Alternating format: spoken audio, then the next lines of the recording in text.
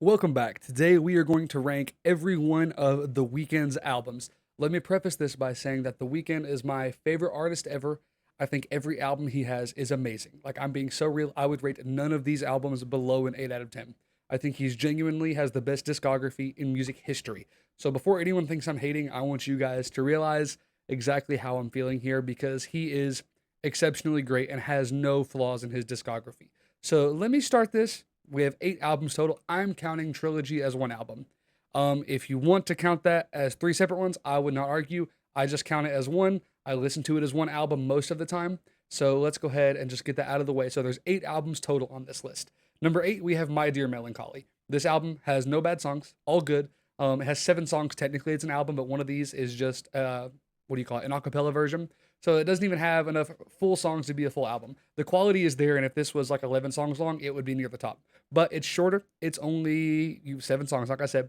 So I'm going to put this at number 8. But like I said, I still think this is like an 8 out of 10.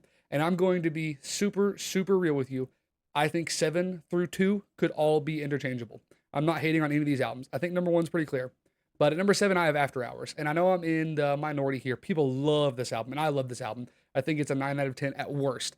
I think it's really good. A lot of these songs define my college experience, especially songs like Blinding Lights, Save Your Tears. Those things, I could not escape them no matter what.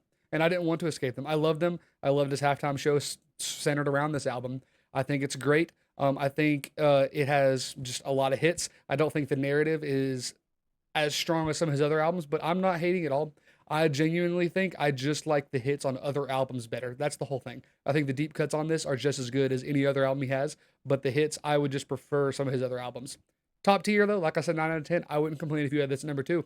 Number 6, a little bit controversial. I have Dawn FM. I think it's better than After Hours. I think top to bottom, this is just a nearly flawless project. I like every single song on here. I think the storyline and the transitions on here are a little bit more cohesive than they are in After Hours, and I like the hits on this album better. I think Out of Time is one of his best hits I've ever heard. Sacrifice is just incredible. I love it. I think the transitions on this album are really what puts it above After Hours. And I know that might sound dumb, but I love it all around. And yeah, like I said, I think the Jim Carrey part's great. The Quincy Jones parts are great. I would not complain if you had this as a 10 out of 10. I personally do as well. But if you have it below a 9 out of 10, you're just objectively wrong. There is no argument you can make that either any of these albums are below a 9 from this point on.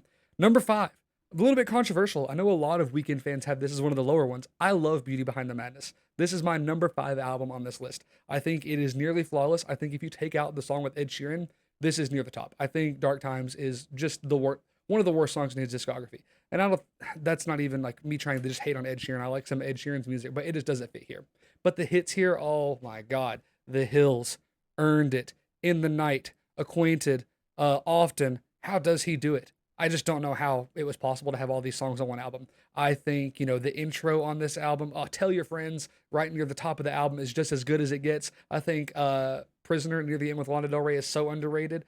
Shameless is that guitar solo gives me goosebumps every time. This album is literally flawless outside of the Ed Sheeran album. I would say this album has an argument to be his best hits that he has total. I think most of these hits are some of my favorites of his.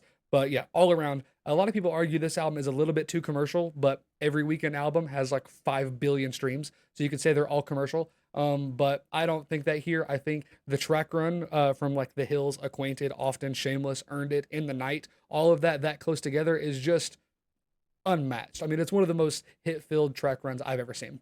Like I said, 10 out of 10. Every album from basically After Hours and up, I wouldn't argue if you said it's a 10 out of 10. Number 4, maybe controversial again. Hurry Up Tomorrow already makes its way into the top 4.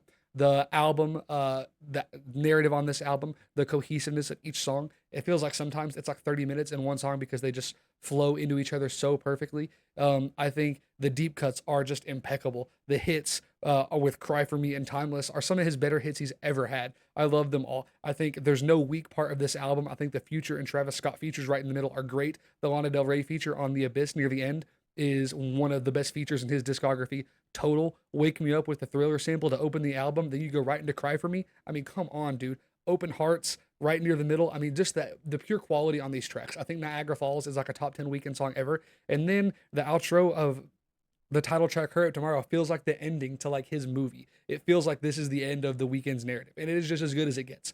It is so rare you have an artist this big make an hour and a half long album with 4.5, 5 minute long songs each with these kind of transitions, these kind of narratives. He's not just trying to make hits on this album, and it's just insane. Not no other artist in the world right now is on his level of pure popularity while still having the amount of care that he has for the quality of his music. He's not sacrificing quality for hits.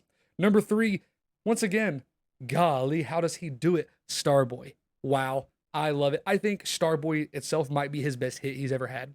I love that song so much. Die For You had a resurgence in the last few years, especially with the remix. Oh my god, I think this has some of the best Weekend songs ever. Like I really think Starboy, the title track, is in a top 10 Weekend song.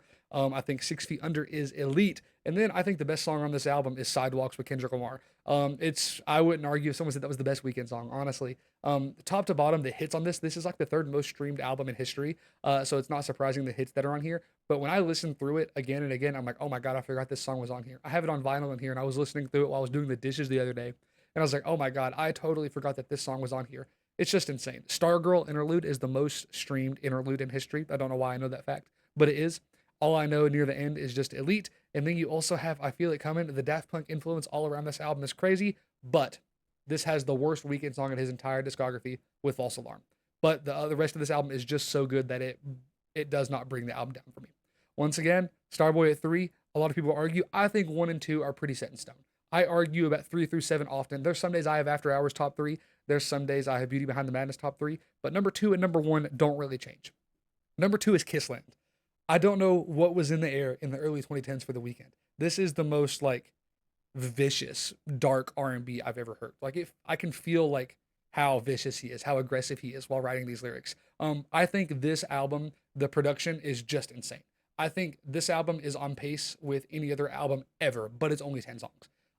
I think Kissland once again has an argument to be his best song.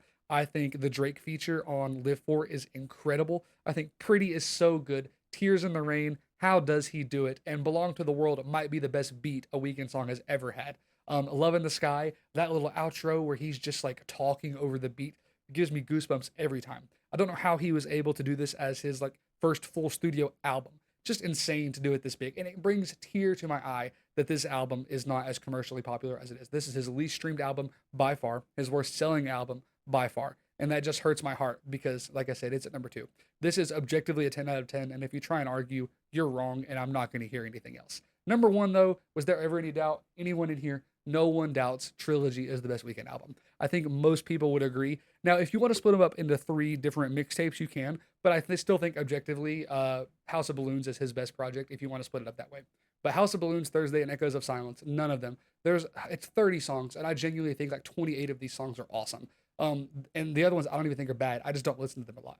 But I mean, how does he do it? House of Balloons is my favorite song ever. House of Balloons, Glass Table Girls. Wicked Games is as good of a Weekend song as there has ever been. The Dirty Diana cover is, I think, better than the Michael Jackson one. It's just insane what he was able to do. The Birds Part 1, The Birds Part 2, the production. Every song sounds so distinct. You can play any of these songs, and within 5 seconds, I know which one it is. The drum patterns on these albums are just different on every single song. And for 30 songs, I don't know how he was able to have so much variety while still keeping his style unique to him throughout this album. It just blows my mind that for someone's first project, first 3 mixtapes, one cohesive project, that he was able to do this. I mean, this was at this moment in 2011 when these were coming out, everyone should have known, oh yeah, this guy's going to be the best artist of all time. For you to start straight out the gate with House of Balloons, you're on your way to being the best artist of all time.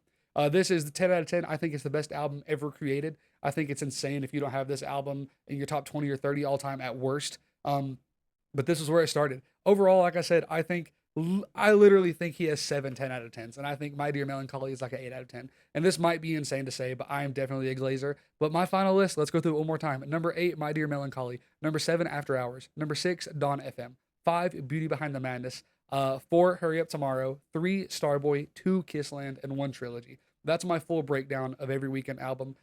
In order, let me know what your thoughts are. What would you change about my ranking? And make sure to leave your comments your ranking in the comments below. I'd love to hear your thoughts. I'm still kind of new to this music YouTube thing. I do a lot of TikTok, but if you want to follow to watch more of my videos, I would love to have more of you guys in my community. I talk about the Weekend all the time.